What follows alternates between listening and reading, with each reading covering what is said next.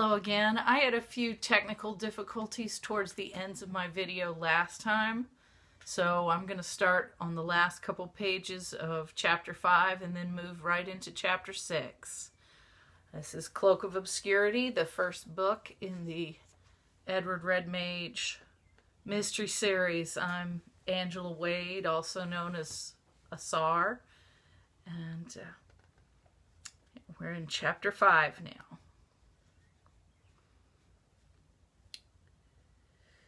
Tila the elf rose. She stood silently before the hearth for a few minutes, staring at the glowing embers. "You ask why your friend Wahalia is outcast," she said finally. "During the last war, Wahalia's mother was raped by one of your soldiers. We have had countless troubles visited on us by your people. Many among us feel we don't need to foster the children of our oppressors." Even with what I already knew about Lee's background, that still shocked me. I wish Tila hadn't told me. Does Lee know?" I asked weakly. "Wahalia's whole clan knows," Tila said. "It would have been impossible not to know." I considered her words, then said hesitantly, "I probably have no right to say this, being a guest in your home, but it seems a bit unfair to me to judge a child by the actions of his father." "Perhaps," said Tila, still staring at the fire. "But is that not how our two peoples judge each other? By the deeds of our fathers?" "You knew my name before I knew yours," I said softly. "And I am certain you know that my father has fought against your people in past wars. But I hope that you will remember that I myself have done nothing to harm any of your people, and that Lee considers me his friend. The way things have been in the past is not the way they must be in the future." "You are in some ways wise beyond your years, Edward Red Mage," said Tila. "Believe me, your kindness to Wahalia, and to Alara as well, has already been noticed and remembered. Go now back to your city. Tell your judges I will testify." Chapter 6, Advice from My Elders. On my way back to the jail, I used my last few coins to buy a small sheet of parchment, a lead pencil, and a candle for Lee. I also bought a handful of mint and aniseed drops for my stomach, which was not handling the beans very comfortably. Once I arrived at the prison, I tried to convince the jailer that Lee should be released, since I had found a witness to speak for him, and besides, I'd certainly paid him enough to stand surety for much more dangerous criminals. He did not agree with this logic, however. I did manage to convince him to let me in to see Lee, on a promise of more money. The boy was lying on his belly on the floor of his cell, waving his feet lazily in the air and reading my book by the flickering nub of a candle. "Hello," he said when I came in. "You never did help me with that one page I was reading." "Hello yourself," I said. "This is a prison, not a school for priests. Still, these are for you," I added, handing him my gifts. "Oh, thank you so much, Master Edward," said Lee, sitting up to crow joyfully over the pencil, page, and candle. "The jailer took my first pencil. He said it was a weapon." "Well, I suppose it was, in the sense of writing dangerous thoughts. Did you get any letters done?" I sat down next to him. Not many." "Let me see them." "They aren't very good." "I still want to see them." Reluctantly, he handed me a scrap of parchment. A few rows of neat, perfect letters marched across its surface, but most of it was covered with a profusion of vine scrolls and a riot of cavorting hybrid creatures, mostly bearded mermen of improbable fatness, One well-fed specimen in particular caught my eye. His stomach encompassed a huge letter O, which in turn contained a scene of dancing waves and splashing fish. The sentence graced with this grotesque read, "Ugh, I ate too much fish soup." His fellows appeared to have been transformed into sailing ships, their round bellies serving as hulls. They were all wearing recognizable copies of my favorite hat.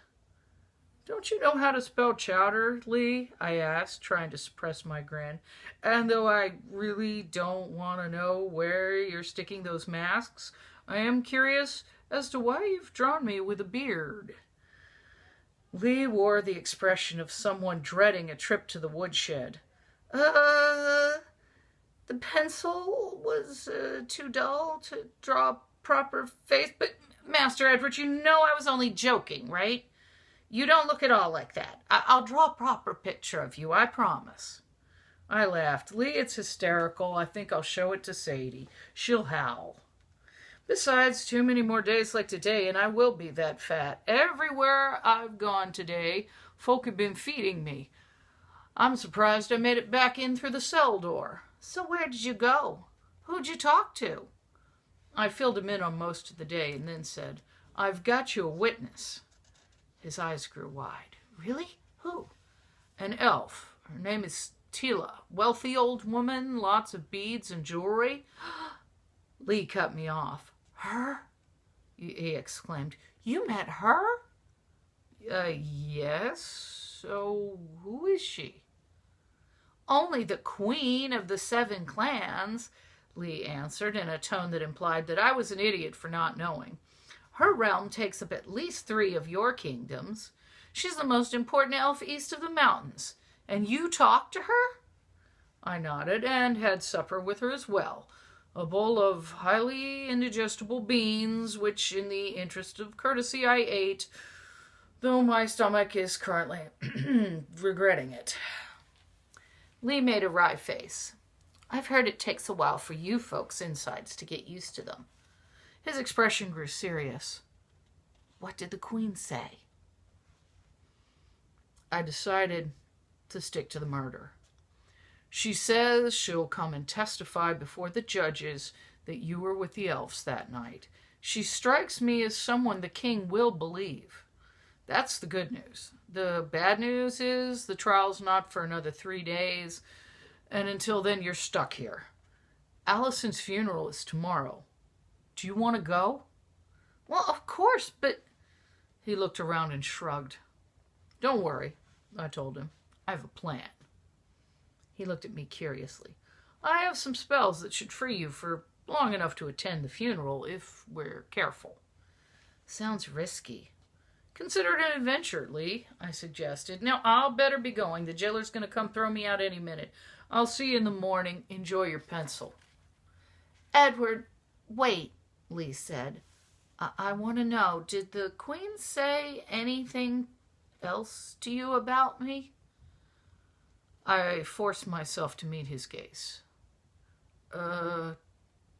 Yeah, she told me your real name," I said. Lee froze, blinking. His cheeks flushed, but he held himself with remarkable calm and said, "And what else?" "And, about what happened to your mother." Lee was silent, eyes down, as he considered what I had said. I leaned to put my arm around him. "Lee, a man can't choose his father," I said softly. "It's no slight on you. I don't think less of you knowing what I know." "A man can't choose..." Lee murmured softly, then laughed. "Edward, I want to tell you so much, but this isn't the place." I agreed completely. A prison cell was no place for soul-bearing about past rejections. "You're right," I said. "Now, I'll be here to let you out for the funeral tomorrow, but you must be quiet and follow my instructions exactly." "Of course," he said. "You know I trust you." As the sun went down over the city, I decided to head north instead of east and visit my parents. I hadn't seen them since Mag's wedding, and Mother was likely to start sending her servants after me with guilt-inducing notes if I didn't drop by soon. Besides, I wanted to talk to my father about his time serving in the last war against the elves. I doubted he would know anything specific about Lee's parentage. The odds in an army the size of Beleriand's were against it. Still, I was curious to know how common the practice of molesting elf women had been. After the dirty looks I'd gotten roaming through the elves' quarter, I feared the answer was very. I arrived on the Street of Weavers almost before I realized it. My feet had taken me there without much aid from my troubled mind. As I'd expected at that time of day, all the members of the household, which included my parents, the apprentices, and the servants, were in the main hall, sitting at supper along the long wooden table. Mother rose from her accustomed place nearest the kitchen door to greet me. "Eddie, precious, what a pleasant surprise. We're almost done here, but I'm sure I can get you something."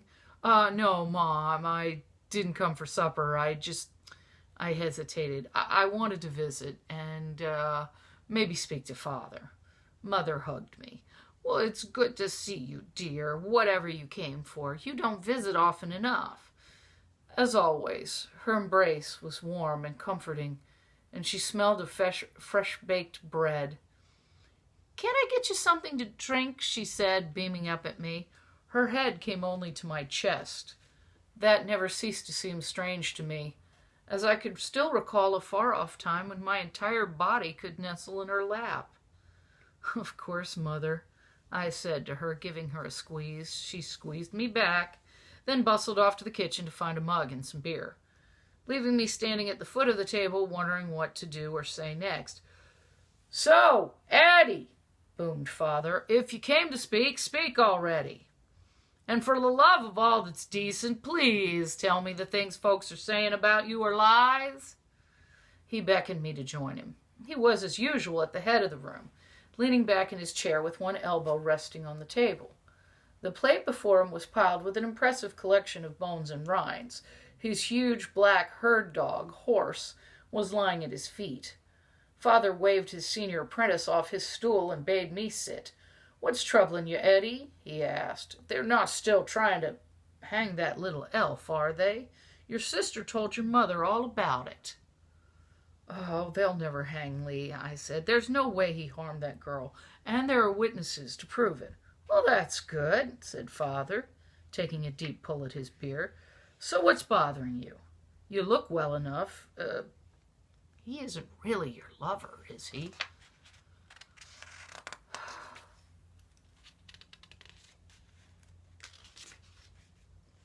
"Of course not." "Then what's your problem? You look well enough." "By that I suppose you mean well-dressed and well-fed?" I said with a bit of a smile. "Well, what else, lad?" he said. "Remember, Eddie, there's only 3 things, saving the air we breathe, that Dana's children need to live. Food in our bellies, clothes on our backs, and a roof over our heads. Everything else is a luxury. Now, it's not often you see fit to confide in me. Hurry and tell me your trouble before the curiosity kills me." Now that it came to it, I could scarcely bear to. Still, I knew that my mind would continue to plague me until Father set it at rest. "Actually, Father," I began softly, "I'd hoped to speak to you in private." He rolled his eyes in mock exasperation. "Now," he grunted, "I'm still at supper." He stuffed a hunk of buttered bread into his mouth with exaggerated haste and washed it down with another swig of beer, as Mother returned with a mug for me. "This child of yours," Father grumbled, eyebrows twitching with humor, "has no better manners than to drag a fat old man away from his table." He brushed a few crumbs from his beard, wiped his hands on his coat, and heaved himself to his feet. "Still, I sired him. I better hear what he has to say." "I'm sure you won't starve, Robert. Just this once," said Mother. "Small chance of that, true," Father said, and kissed her. "Supper was wonderful as usual. I'll thank you properly later," he added, winking and smacking her on the rump. I pretended not to notice. The apprentices sniggered. I would have thought they would have been used to that sort of thing by now. "Come on, Eddie," Father said, throwing an arm about my shoulder and leading me into the empty workrooms. "Tell me what your trouble is. God willing, let it be a woman." We passed through the high-ceilinged weaving room with its 6 massive looms into a storeroom where folded lengths of finished cloth were already piling up in anticipation of St. Gabriel's fair in 2 months.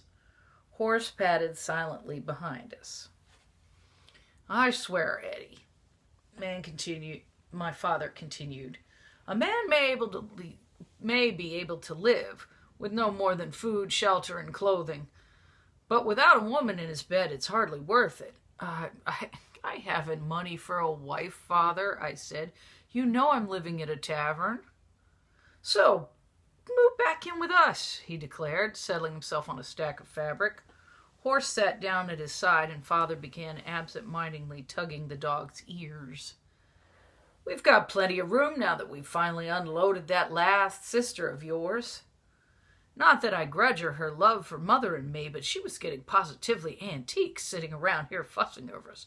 I swear I was that close." He held up a thumb and forefinger to bribing the guild to give Tom his mastery sooner. He gestured for me to sit on another pile of wool. Stretching his legs before him and clasping his hands on his stomach, he sighed, and he said, "So tell me what this is all about, son. Is it a woman?" I stared at the floor, feeling quite foolish now for even coming. "Not exactly." "Not exactly?" Father repeated. "What do you mean, not exactly?" His voice was gruff, but I could still hear the humor in it. "You say you're not in bed with the elf. Please, don't tell me you're in love with some other man. I'll run right out and hang myself if you do." "Father!" He chuckled. I shook my head. Why should it even matter? "Well, it is about a woman, if you must know, but not one I've ever met. In fact, she's dead." "The drowned girl?" "No." Father leaned forward. "Well, now I'm curious. Who was she?" "Lee's mother," I said. Father just raised an eyebrow. Drawing a deep breath, I plunged ahead. "Lee's only half-elf. During the uprisings, his mother..." I faltered. "His mother was raped by one of our men," Father guessed. "And you want to know if I know anything about it, know who his father was." He shook his head. "Sad to say, that sort of thing was so common, I couldn't begin to tell you about one poor girl about so many. Even some of the knights were doing it." He paused. I stared at the floor. "You don't think I was involved?" "No, never," I said, perhaps a bit too quickly. The thought had tried to cross my mind a few times, but I slapped it down as impossible. "Eddie, I know you have this amazing gift for imagining the worst thing possible and then brooding on it. You know you're too clever for your own good. You just plain think too much." "As far as I'm concerned," he continued, "any man who feels he has to force himself on a woman is no man at all. He might as well go sleep with a goat. Besides, your mother would have killed me," he added with a wink. I gave my father a half-hearted smile. "Have a little faith in your own family once in a while. And while I have you listening, have some faith in yourself as well. I'll wager I know why you've no woman of your own to trouble you. You have only to think of saying good day to one, and suddenly you can imagine a dozen reasons why she'd have nothing to do with you. You haven't enough gold. You live in a tavern. Your clothes are unfashionable. Your hair's too red. You're too fat, or too freckled, or too tall, or some such bullshit." "Women do care about those things," I said, sipping my beer to avoid looking at him. "Not so much as you think, Eddie," he said knowingly. "Oh, the gold matters to them, surely. But that's easily mended. Have faith in yourself, work hard, and the gold will follow. Look at me. My father herded sheep for another man. He didn't even own the one-room house we lived in. I dressed in rags half the time, and I was so thin the wind blew right through me." I'd heard this story before. Many times.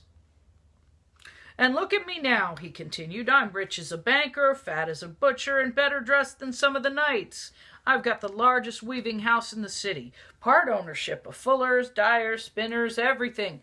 Do you know, I really shouldn't be telling you this, but I've heard whispers they're going to elect me guildmaster."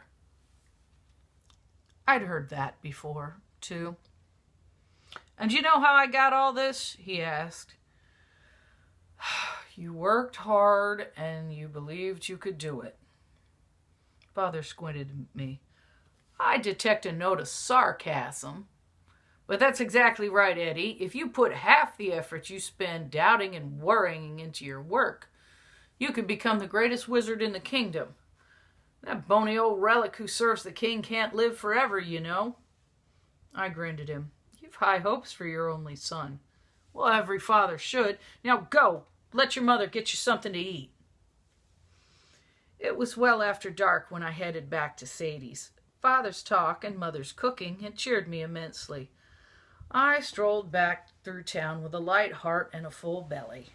I had hoped to slip up to my room quietly, under cover of darkness, but Sadie had set one of her cooks to waylay me in the street when I got home. He half dragged me into the kitchen where Sadie was waiting to scold me. "And where have you been all day?" she demanded, hands planted firmly on her hips. Here's your basket back," I offered. "Lee thanks you for the food."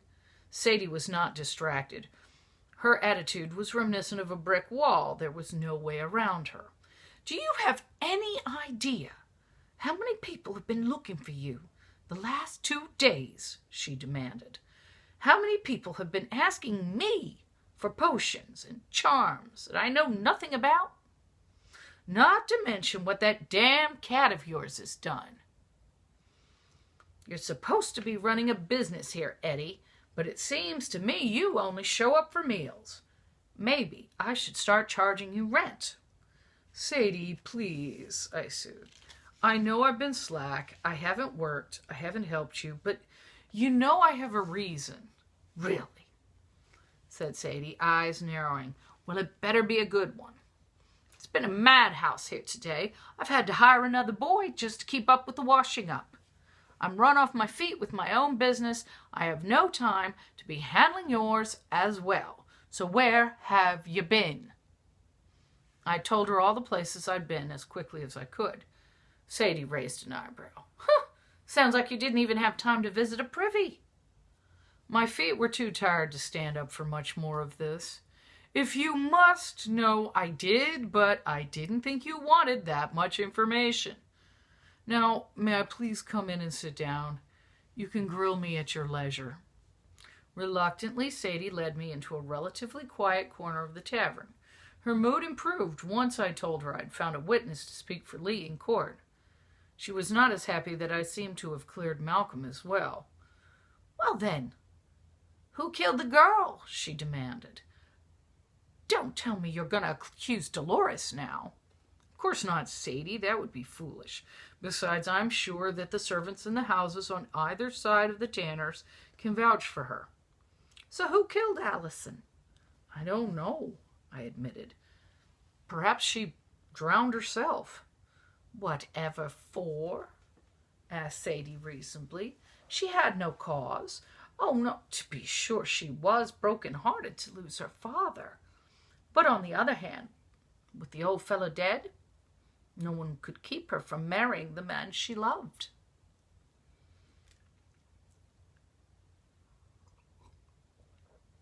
"Sadie, I don't know what to tell you," I said. "Right now, I'm at a loss. For all I know, she was set on by common thieves. That would explain her missing ring. Or she tripped on a root and fell off a cliff by accident. I don't know. I've got work to do here. You're right in saying that I've been letting things slide. My herb garden has probably died of drought by now.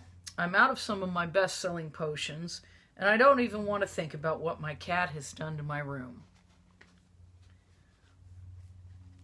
Damage control from Silk's sense of outrage at my absence took nearly an hour in itself. She'd knocked all the books off my shelf, batted and rolled my potion bottles into the corners of the room, and, judging from the smell, relieved herself either in my bed or on my clothes. I started wondering where the idea that every wizard should own a cat came from. At the moment, she seemed more a liability than an asset.